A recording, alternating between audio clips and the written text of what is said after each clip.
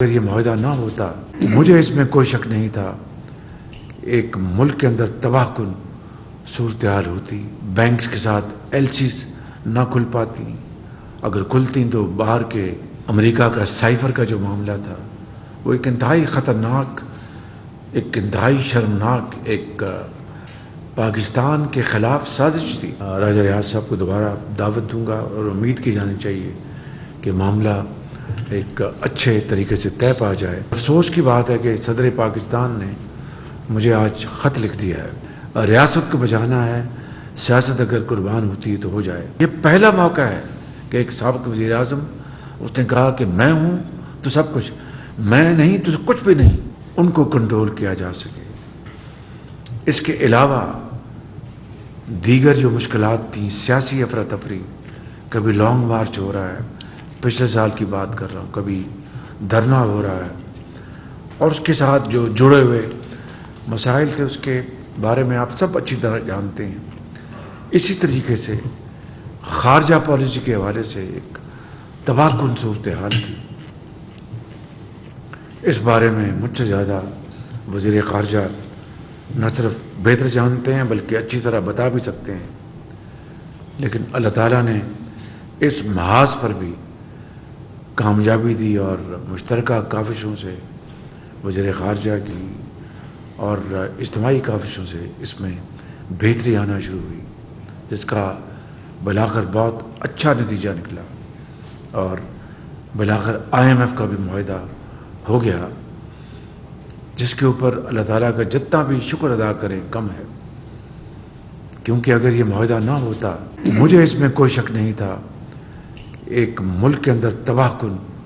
صورتحال ہوتی، ادویات کی دکانوں پر لائنیں لگی ہوتی، لائف سیونگ ڈرگز نہ ملتی، اور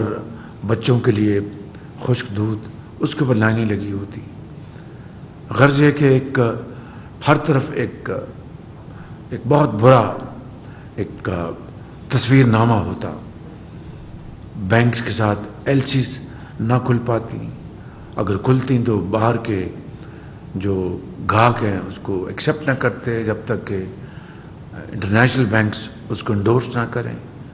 انٹرنیشنل بینکس شاید انکار کر دیتے، مطلب ایک عجیب صورتحال ہوتی، زراعت، صنعتیں، بے روزگاری۔ تو اللہ نے بڑا کرم کیا، بالآخر اجتماعی کاوشوں سے IMF کا معاہدہ بھی سائن ہو گیا اور اللہ نے بڑا کرم کیا۔ پھر 9 مئی کا واقعہ آیا اور اس دلخراش واقعے نے ایک نئی ملک کے اندر افراتفری اور بے یقینی کی ایک بہت خطرناک صورتحال پیدا کر دی۔ گو کہ یہ ایک بڑا المناک واقعہ تھا، لیکن خیر کا پہلو یہ نکلا کہ مکروہ چہرے سامنے آ گئے اور پوری قوم نے ان چہروں کو پہچان لیا۔ اسی طرح امریکہ کا سائفر کا جو معاملہ تھا وہ ایک انتہائی خطرناک، ایک انتہائی شرمناک، ایک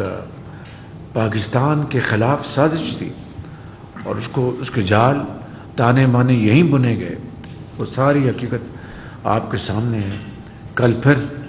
کسی ویب سائٹ پہ وہ سائفر چھپ گیا، تو میں نے ایک انٹرویو میں کہا کہ اگر سائفر گم ہو گیا تھا تو یہ چھپا کیسے؟ اور الحاظ القیاس اس کی کئی اور جہتیں ہیں۔ جو نیشنل سیکورٹی کمیٹی کی میٹنگز ہوئی میری صدارت میں، اور سب سے بدترین جو بات وہ یہ ہے کہ اس معاشرے میں زہر گھول دیا گیا، دن رات پوری اپوزیشن کو مدعون کیا گیا یا کروایا گیا، اور ڈاکو چور کا دن رات گردان کی گئی، اور اپنے آپ کو کہا کہ میں فرشتہ ہوں، یہ باقی سب ڈاکو چور ہے۔ ریاست مدینہ کی دن رات گردان کی گئی، عمل اس کے بالکل برعکس۔ ان چیزوں نے پاکستان کی ساکھ کو بری طرح مجروح کیا۔ پھر خود ہی گھڑیوں کے اور زیورات میں پکڑے گئے۔ یہ اللہ تعالیٰ کی طرف سے ہے، انسان کا اس میں کوئی عمل دخل نہیں ہے۔ اور پرسوں رات میں نے صدر کو سمری بھیج دی، جس کے اوپر انہوں نے اسی رات دستخط کر دیے۔ کل میری راجہ ریاض صاحب جو لیڈر دی اپوزیشن ہیں ان سے مشورہ ہوا تو ان کی یہ خواہش تھی، ہم دونوں نے طے کیا کہ ہم ناموں کا جو بھی نام ڈسکس ہوئے اس کا پبلک میں کسی کا نام نہیں لیں گے۔ تو آج دوسرا راؤنڈ ہونا تھا، مجھے آج اچانک کسی ضروری کام کے لیے لاہور جانا پڑا، تو وہ بڑی میری مصروفیت بڑی اہم تھی۔ پھر میں واپس آیا تو مریم اور زیب نے پوری طرح مجھے جکڑ رکھا تھا، کوئی 6-7 انٹرویوز تھے اور نہ جانے اور بھی کئی ایونٹس تھے۔ اس کے بعد میں نے آپ سب کو یہاں پر مدعو کر رکھا تھا، آج آپ سے مشاورت بھی ہو جائے گی، تو کل میں راجہ ریاض صاحب کو دوبارہ دعوت دوں گا، اور امید کی جانی چاہیے کہ معاملہ ایک اچھے طریقے سے طے پا جائے۔ مگر افسوس کی بات ہے کہ صدر پاکستان نے مجھے آج خط لکھ دیا ہے، اور مجھے میرے سیکرٹری صاحب نے بتایا، اب یا ان کی لا علمی کی وجہ ہے جو کہ ہو نہیں سکتی، اتنی لا علمی کس طرح ہو سکتی ہے کہ ان کو شعور نہیں ہے، علم نہیں ہے کہ یہ مرحلہ 8 دن پر محیط ہے۔ 3 دن وزیر اعظم اور لیڈر آف دی اپوزیشن طے ہو جائے فبیہ، نہیں طے ہوتا تو پھر 3 دن اور ہاؤس کمیٹی کے پاس جاتا ہے معاملہ، پھر وہاں مشاورت ہوتی ہے، وہاں طے ہو جائے تو فبیہ، وہاں نہیں طے ہوتا تو پھر چیف الیکشن کمشنر ان کے پاس میں 2 دن رکھتے۔ یہ پورا 8 دن کا یہ ایک پورا ایک سرکل ہے۔ تو انہوں نے مجھے خط میں لکھا کہ آپ کل رات 12 بجے تک مجھے نام بھجوا دیں۔ اب آگے الیکشن کا مرحلہ آنا ہے، اس سے پہلے کیٹیگری گورنمنٹ نے آنا ہے، تو میں اپنے تائیں میں بلا خوف تردید یہ کہنا چاہتا ہوں کہ ہم اتحادی پارٹیوں نے بے شک ہمارے اپنے اپنے مینیفیسٹوز ہیں، اپنے اپنے منشور ہیں، اپنی اپنی کیمپین کرنی ہے، لیکن جس مقصد کے لیے ہم اکٹھے ہوئے اور جس مقصد کو حصول کے لیے ہم نے اپنا جو سیاسی جو اثاثہ ہے اس کو بے پناہ خرچہ ہے کو سپینڈ کیا ہے، وہ ایک مقصد کے لیے تھا کہ طے کیا تھا کہ ریاست کو بچانا ہے، سیاست اگر قربان ہوتی ہے تو ہو جائے۔ ایگزیکٹلی یہی ہوا ہے، ریاست بچ گئی اور ریاست کے عوام بچ گئے، لیکن سیاست یقیناً ہماری قربان ہوئی ہے۔ مجھے تو کم سے کم اس کا کوئی دکھ نہیں ہے۔ یہ پہلا موقع ہے کہ ایک سابق وزیر اعظم اس نے کہا کہ میں ہوں تو سب کچھ،